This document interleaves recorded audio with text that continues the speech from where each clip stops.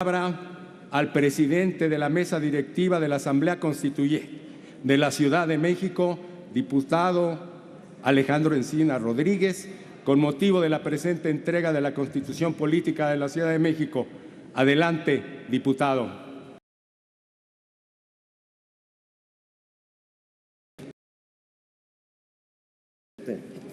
Compañeras y compañeros integrantes del primer Congreso de la Ciudad de México, compañeras y compañeros diputados y diputadas, integrantes de la Asamblea Constituyente de la Ciudad de México, señoras y señores alcaldes, amigos todos. El día de hoy, 17 de septiembre de 2018, se emite y entra en vigor la primera Constitución de la Ciudad de México. Tuvieron que pasar casi 2 siglos después del primer Congreso del México Independiente en 1824,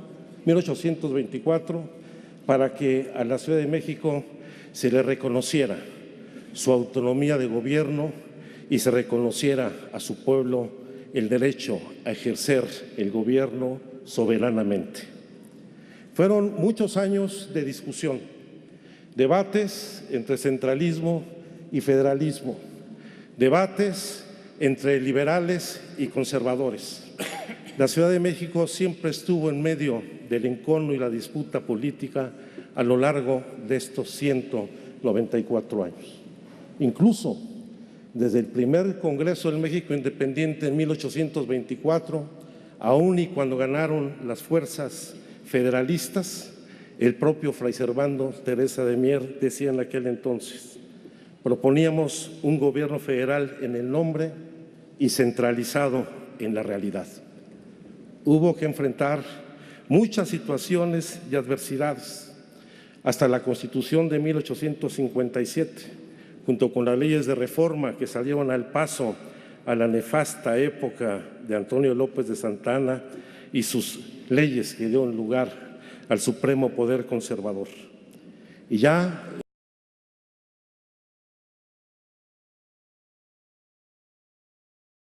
Francisco Zarco insistía en la importancia de dotar de autonomía e igualdad que el resto de entidades federativas a la Ciudad de México.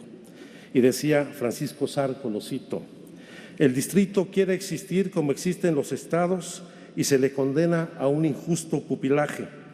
Por fin un pueblo de 300,000 habitantes es sacrificado, humillado, ultrajado en odio a 2 o 3 diputados que en él encuentran hospitalidad, que tienen el enorme delito de vivir en la ciudad más ilustrada de la República y de haber defendido en ella los intereses y las libertades de los estados. Este debate siguió a lo largo de nuestra historia, cuando se desaparecieron los poderes legítimamente constituidos, los ayuntamientos durante la época del Porfiriato, y en la propia Constitución de 1917 hubo quien sostuvo que desaparecieran los ayuntamientos que aún existían en la Ciudad de México. Por eso es memorable en aquel Congreso las palabras del diputado Heriberto Jara, quien decía: no sé por qué va a haber incompatibilidad entre los poderes federales y el municipio. No hay por qué temer que exista un conflicto. Existiría cuando hubiera alguna intransigencia de parte de los señores municipios, ahí léanse ahora alcaldes, y cuando hubiera una marcada tendencia de parte del Ejecutivo para invadir las funciones de la municipalidad. Afortunadamente, la Constitución del 17 mantuvo la existencia de los ayuntamientos en nuestra ciudad hasta 1928, cuando una iniciativa del expresidente Álvaro Obregón planteó la disolución de los municipios en el Distrito Federal. La iniciativa promovida por la organización municipal en el Distrito Federal no ha alcanzado nunca los fines que esa forma gubernativa debe llenar, debido a los conflictos de carácter político y administrativo que constantemente han surgido por la coexistencia de autoridades cuyas facultades se excluyen a veces y a veces se confunden. No hubo en realidad, sostenía Obregón, poder municipal, pues aunque teóricamente existieron ayuntamientos, sus funciones fueron de tal manera restringidas, mejor dicho, absorbidas por los poderes federales, que en tanto equivalía como a no existir en absoluto a los municipios. Hubieron de superarse muchos obstáculos. En 1928 fue aprobada esta iniciativa de Obregón, se disuelven los ayuntamientos y se constituye la ciudad del presidente, el reflejo más nítido del centralismo desmedido. Hubo que remontar esta adversidad en muchas ocasiones. Fue hasta 1986, cuando la primera iniciativa en el gobierno de Miguel de la Madrid establece la creación de la Asamblea de Representantes del Distrito Federal, que tenía solo facultades para emitir bandos y reglamentos. Recuerdo uno de los debates en aquel entonces, cuya discusión era cuántos pitidos debía dar un policía cuando se tratara de una falta administrativa o de un delito que violara el Código Penal. Un pitido por el policía si era una falta administrativa, 2 pitidos si se había cometido un delito. Eso discutía la Asamblea de Representantes de nuestra ciudad. Sin embargo, la capacidad de organización, la resistencia cívica y la movilización de los ciudadanos en la capital de la República fue abriendo de manera consistente y sistemática las puertas a la renovación de nuestras formas de gobierno y al ejercicio pleno de los derechos de los habitantes de la capital. Por eso, el día de hoy debemos asumir que con la entrada en vigor de nuestra primera Constitución iniciamos una nueva etapa, una nueva era política en nuestra ciudad que debe traducirse no solo en un cambio de régimen político, sino en la construcción de un espacio que garantice la dignidad y los derechos de todos los habitantes que nacieron, residen o transitan por el territorio de nuestra ciudad. Y debemos de entender a la Constitución de la Ciudad de México como el resultado de un largo proceso de lucha democrática en la ciudad y de muchas generaciones de capitalinos. Aquí nadie tiene las escrituras de nuestra Constitución. Es la lucha de la sociedad, de sus personajes, de sus dirigentes, de los hombres y mujeres que le han dado cuerpo a este pacto social que a partir del día de hoy nos ha de regir. Fueron muchas las movilizaciones sindicales de los años 50, los ferrocarrileros, los médicos, los maestros, pero por supuesto hay movimientos que marcaron nuestra historia y este tránsito a la democracia en nuestro país. Y sin lugar a dudas uno de ellos fue el movimiento estudiantil de 1968.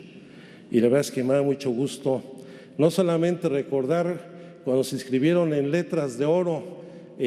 estas palabras a los mártires del movimiento estudiantil de 1968 en 1998, durante el gobierno del ingeniero Cuauhtémoc Cárdenas. La mesa directiva la presidía en aquel entonces Martí Batres, donde en este recinto, donde se aplaudió de pie el 1 de septiembre de 1969 a Gustavo Díaz Ordaz, al haber asumido la responsabilidad de la brutal represión de los estudiantes de 1968, me da mucho gusto que sea en este recinto donde se haga la declaratoria de la vigencia de la primera Constitución de la Ciudad de México.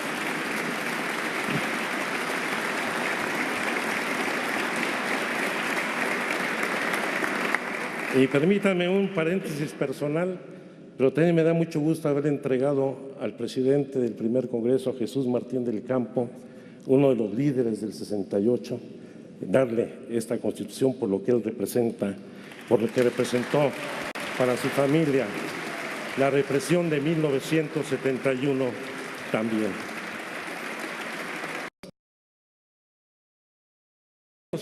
Las reformas políticas como la de los años 70, la lucha de los partidos políticos que indudablemente se dio de manera muy intensa en nuestra ciudad, sino fue también la muy importante insurgencia cívica que de manera sistemática tras los sismos de 85, dieron cuenta del agotamiento de una forma de gobierno y la importancia y urgencia de que la ciudad contara con la facultad de elegir a sus propios gobernantes. Este proceso siguió a lo largo de muchos años con tensiones, iniciativas de consenso de todos los grupos parlamentarios representados en entonces Asamblea Legislativa del Distrito Federal,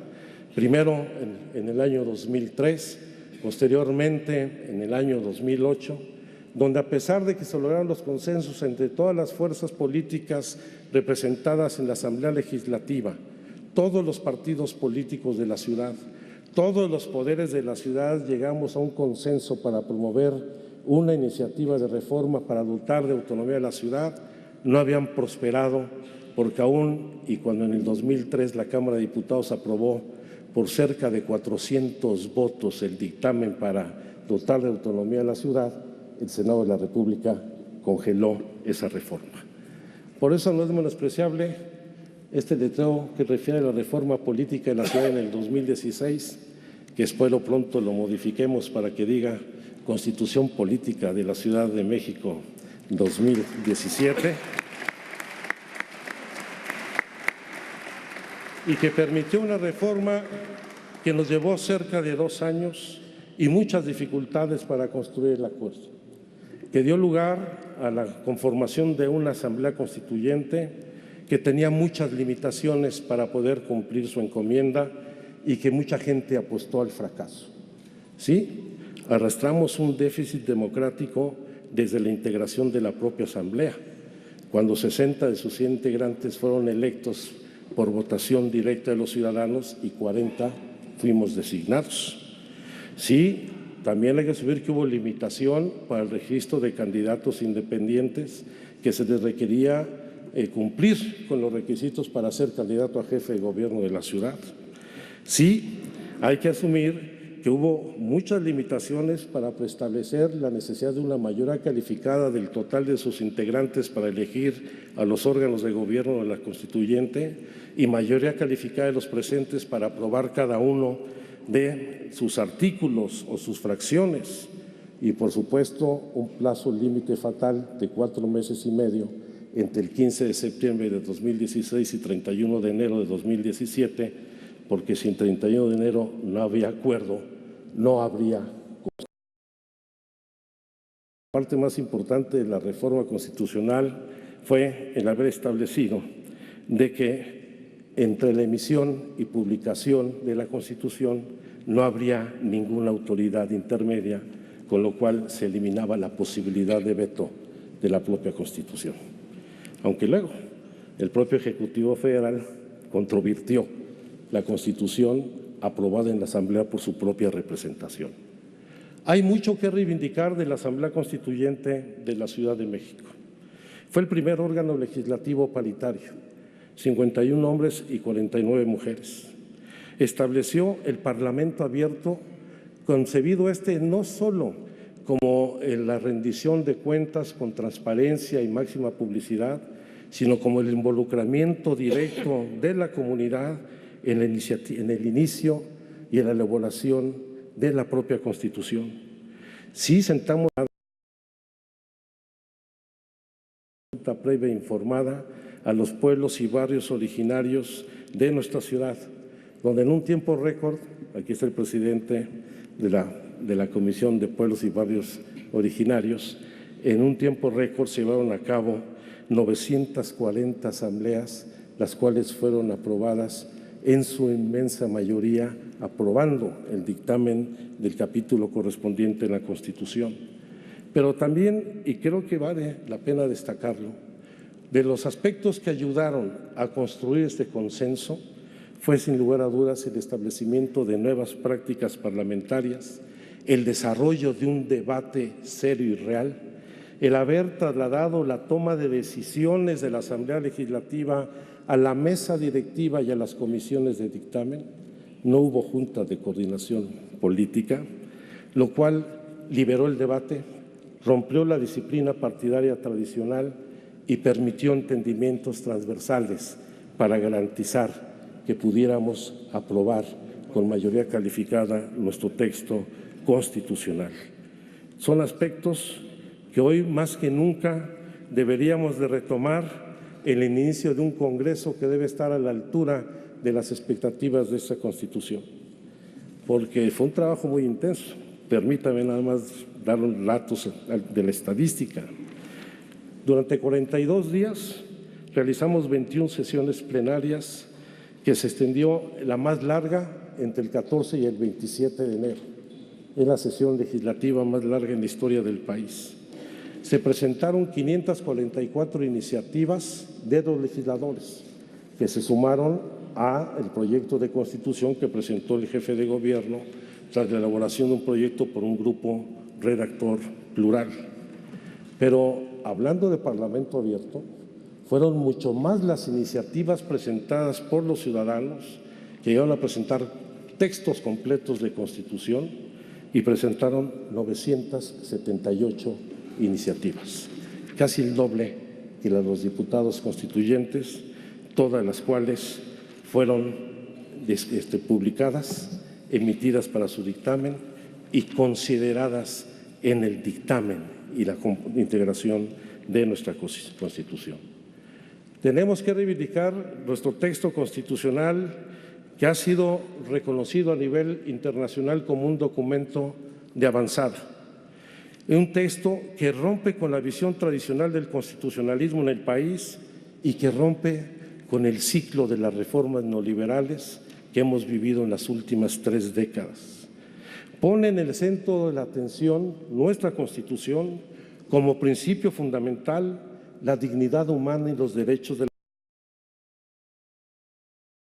público sobre el privado y establece con nitidez el derecho a la ciudad que tenemos todos quienes la habitamos y en ella realizamos alguna actividad. Nuestra Constitución pasa de una visión de un Estado de Derecho donde prevalece el principio de autoridad a un Estado de derechos, donde el Estado debe garantizar el pleno ejercicio de los derechos humanos, donde cada persona debe gozar o goza del derecho a la autodeterminación y el libre desarrollo de la personalidad sin injerencia alguna del Estado ni de ningún otro poder. Y establece nuevas modalidades en el ejercicio gubernamental, reforzando los mecanismos de la democracia representativa y fortaleciendo los mecanismos de la democracia directa. Iniciativa ciudadana, plebiscito, referéndum, revocación de mandato y elimina el fuero. Hoy ya no tenemos fuero ninguno de los integrantes de esta legislatura. Con todo ello se pretende acabar con el Estado tutelar y paternalista que ha conducido al clientelismo y a la corrupción de la política. Se replantean nuevas formas de distribución del poder público, fomentando una visión democrática integral con contrapesos. Termina con el último vestigio del Departamento del Distrito Federal, que eran las jefaturas delegacionales. El poder unipersonal, a veces caciquil, queda atrás para establecer órganos colegiados de gobierno que permitan el contrapeso, la fiscalización en el ejercicio del gasto, el cumplimiento del programa de gobierno y el desempeño de los funcionarios en cada una. Realista, porque replantea los términos de la relación entre el gobierno federal y el gobierno de la ciudad en tanto sede de los poderes federales y plantea una nueva visión de desarrollo metropolitano que impactará en las 59 zonas metropolitanas de todo el país, estableciendo reglas claras en lo que es el desarrollo de las políticas de desarrollo urbano, ambiental, económico y social, donde el territorio debe ser el eje articulador de todas las políticas de planeación. Y hace reformas sin precedente al Poder Judicial, hasta el entonces poder intocado. Todavía lo está debatiendo la Corte en estos momentos si dura un solo año o no el presidente del tribunal. Esperemos que respeten, como han venido haciendo hasta ahora, esta resolución. pero introduce conceptos nuevos que sin lugar a dudas van a ayudar mucho al desarrollo de nuevos derechos, como el derecho al cuidado, como el derecho a un mínimo vital, y principios como la no privatización del agua en la Ciudad de México, que debe ser un referente fundamental. Está por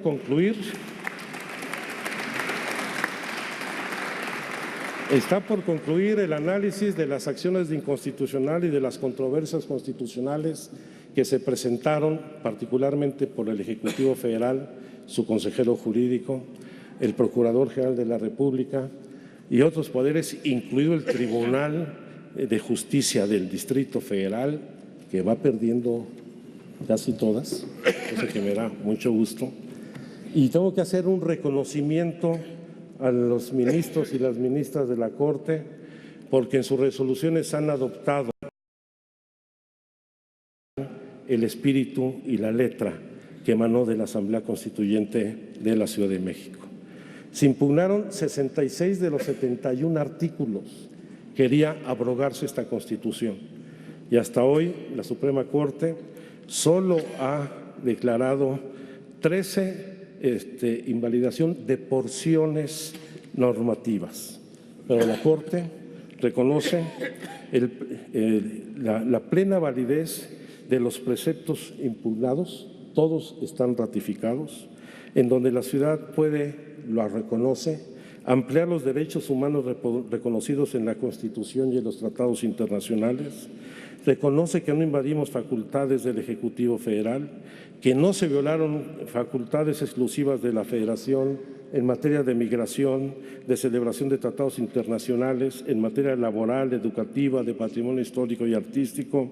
reconoce el ejercicio pleno de la libertad configurativa de nuestros órganos de gobierno y reconoce nuevos derechos como este de la identidad, a la libertad religiosa, al culto, a la asociación, a la protección de todas las manifestaciones de convivencia familiar, a la protección del secreto profesional e incluso a la muerte digna.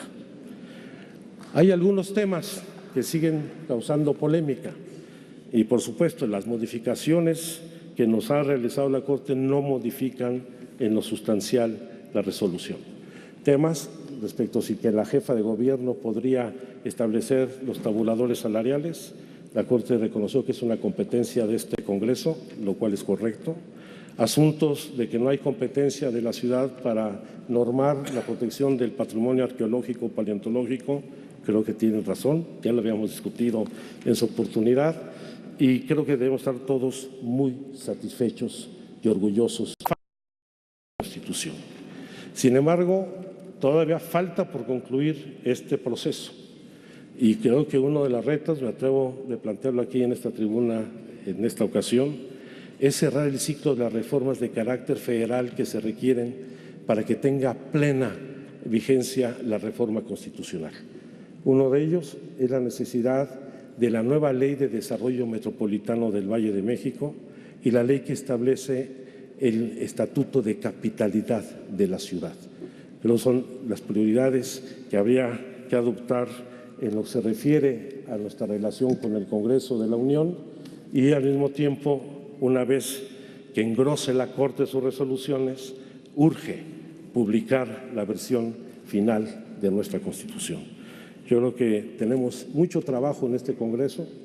más de 150 nuevas leyes o reformas a las leyes existentes para dar el entramado constitucional a nuestra Constitución, pues estoy seguro que aquí no solamente existe el talento, sino también la voluntad política para lograrlo. Enhorabuena y que viva la primera Constitución de la Ciudad de México.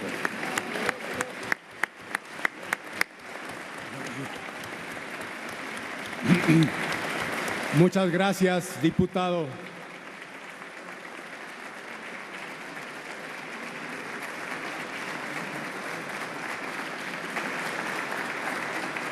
A efecto